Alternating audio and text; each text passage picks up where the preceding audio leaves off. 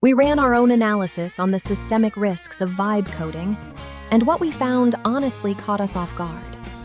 The biggest dangers aren't about hacking. They're about electricity, insurance math, and the people who volunteer their time to keep the internet running.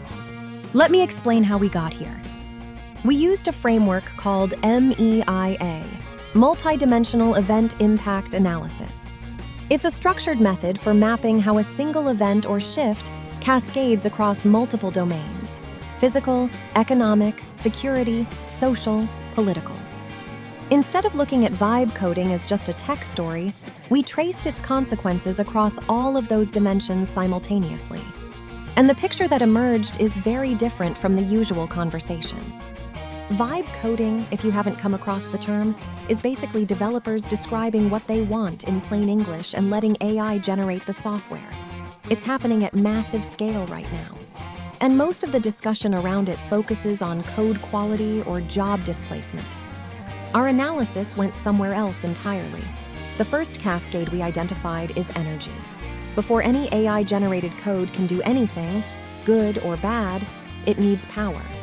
And the way vibe coding actually works, it's not just one AI writing code. There's typically a second model checking that code, finding problems, sending it back. Then it regenerates, over and over. You end up with these massive loops of computation running constantly. Based on our assessment, there's a very high probability, we put it at 70 to 95%, that regional power grids are going to struggle to keep up. Some areas may have to limit how much power data centers can draw just to avoid affecting regular households. Ireland is already running into this. Their grid operators are genuinely weighing civilian electricity needs against data center demand. We use the phrase compute winter in our analysis, and what it really means is that the physical infrastructure hasn't kept pace with how fast AI workloads have scaled. That puts chip makers like NVIDIA and TSMC in an interesting position. When power is constrained, the companies building the most energy-efficient processors suddenly have enormous leverage over the entire industry. The second cascade is economic. Say a company gets the power it needs and puts AI-generated code into production. At some point, something breaks. A database leaks because the code forgot to validate a login. Pretty standard kind of failure. But here's the catch. That broken code looks exactly like something a human developer might have written on a bad day. There's no signature that says this came from an AI. Forensic teams can't reliably tell the difference. And that creates a serious problem for insurers, because if they can't prove a company was being reckless with AI tools, they can't deny coverage. Our analysis projects that premiums go up for everyone, not just the companies using AI. We estimate increases in the range of 200%, which is significant enough to force companies to redirect money away from development and toward just staying insured. The third cascade is one we spent a lot of time on. A lot of companies, faced with all this chaos, are moving their systems to big cloud providers and relying on what's called zero-trust architecture to keep things safe. On paper, it sounds solid. Everything is isolated, nothing trusts anything else by default. But our analysis identified a fundamental flaw in that thinking. Zero trust is great at stopping attackers from moving through a network, but it does nothing about what happens inside each isolated container. If the AI-generated code running in that container has broken logic, say it grants admin access to anyone who asks, the container will execute that flawed logic perfectly and securely. The security worked. The thinking inside it didn't.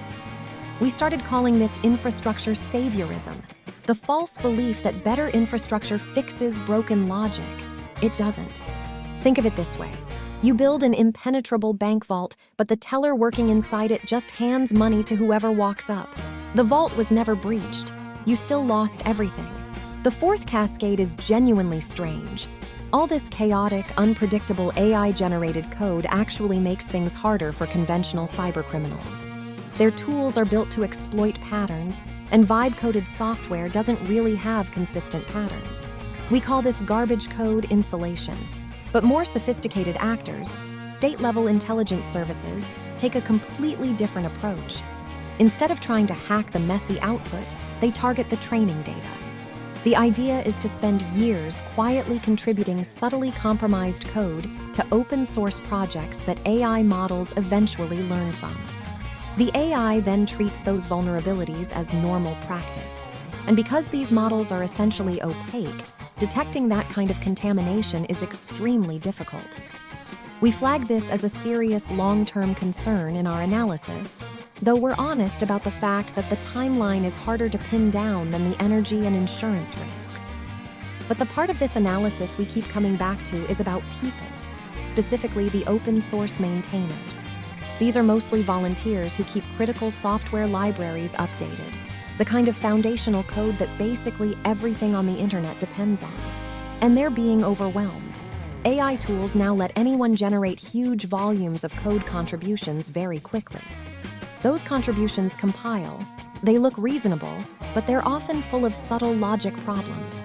Reviewing them properly takes real expertise and real time. The ratio is brutal: seconds to generate, hours to properly audit.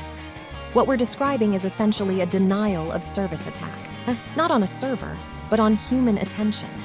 And when those maintainers burn out and step away, the libraries they maintained stop getting updated.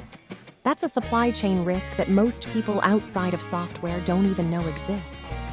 When you put all 5 cascades together, a picture forms. Physical grids are strained. Insurance models are breaking. Infrastructure security doesn't address the core problem.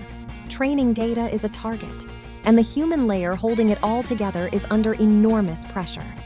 Our conclusion is pretty direct. Organizations need to shift from hiring people who write code to hiring people who can evaluate whether AI-generated logic actually does what it's supposed to do. Because right now, nobody's checking. And there's a longer-term question underneath all of this that we think is worth sitting with. If the next generation of engineers spends most of their time reviewing and fixing AI output rather than building from scratch, what does that do to our collective understanding of how software should work? It's not a prediction, it's just a question our analysis leaves open. And it's not the only one. We mapped 4 very different scenarios for where this all goes. Next time, we dig into those and figure out which path we're actually on.